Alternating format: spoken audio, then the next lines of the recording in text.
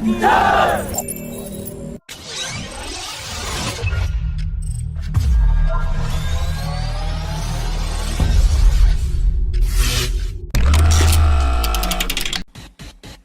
of Pakistan Air Force made a courtesy visit at the Indian Air Force's Tejas static display venue at the Dubai Airshow 2021.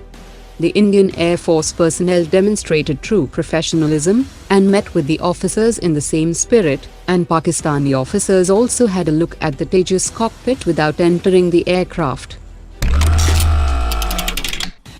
In a significant development, the Indian Air Force has added the Hammer new generation medium-range modular air-to-ground weapon to the weapon package of the Tejas light combat aircraft. The Hammer is designed and manufactured by French firm Safran Group, and it weighs 330 kilograms and has a range of over 60 kilometers at high altitudes and 15 kilometers at low altitudes. The 36 Rafale fighter jets of the Indian Air Force are already equipped with the Hammer, which features fire and forget capability, and has ability to strike both fixed or moving targets. This comes at a time when the Tejas fighter jets are set to be deployed at frontline bases from 2022, and the Hammer will give them the capability to destroy enemy bunkers or hardened shelters in any type of terrain, including the mountainous locations such as eastern Ladakh region. Prime Minister Modi will hand over the first light combat helicopter to the Indian Air Force at a ceremony on 19 November, as well as some indigenous platforms like drones will be handed over to the Indian Army, while advanced electronic warfare suits for warships will be handed over to the Indian Navy. Prime Minister Modi will also inaugurate the 400 crore rupees project for setting up a new unit of Bharat Dynamics Limited for manufacturing the propulsion system for indigenous anti-tank guided missiles like Naghalina Dhruvastra and Sant missile. Private defense manufacturer Economic Explosives Limited has demonstrated the indigenously developed armed drones and loitering munition systems before the Chief of Defence Staff, and these systems will now be offered to the armed forces for user trials in January 2022.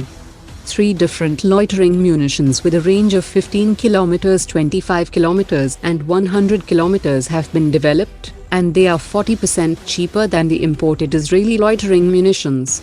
The company has also developed an anti-drone system that features soft kill capability and can also fire anti-drone missiles to take down swarm drones. The first image of the Unmanned Kiran Mark II intermediate trainer aircraft was released yesterday. That is being converted into a CATS OMCA by Hindustan Aeronautics, and it has already conducted autonomous takeoff and landing, and the aircraft has already undertaken a few flight trials in unmanned configuration. Hindustan Aeronautics and New Space Research plans to convert the Kiran Mark II aircraft MiG-21 and MiG-27 fighter jets to be used as a decoy that will overwhelm the enemy air defenses by their sheer numbers, or as a rudimentary unmanned combat aircraft to draw out air defense system positioning of the enemy.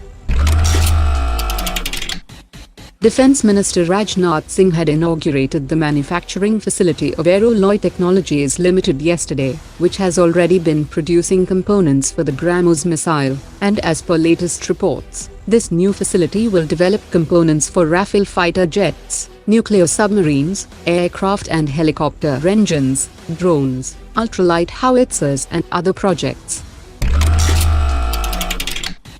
The Indian Army Chief received a Guard of Honor on his first day of visit in Israel, and he met the country's senior military and civilian leadership to discuss avenues for further enhancing the Indo-Israel defense relations.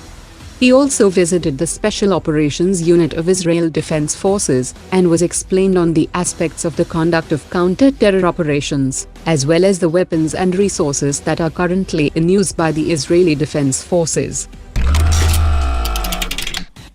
Chinese news media has released a video footage of 2 Chinese H-6K bombers that were flying near the line of actual control, which were equipped with KD-63 land attack cruise missiles that has a range of 200 kilometers. The Chinese Air Force has also deployed the H-6K bombers in the Tibetan Plateau that are within a striking distance of the Indian forces deployed in Sikkim region. The navies of India, Singapore and Thailand have carried out a series of complex military drills in the Andaman Sea during a 2-day naval exercise. Various tactical exercises including naval maneuvers and surface warfare drills will be conducted that will further enhance the cooperation between the participating navies in the Indian Ocean region.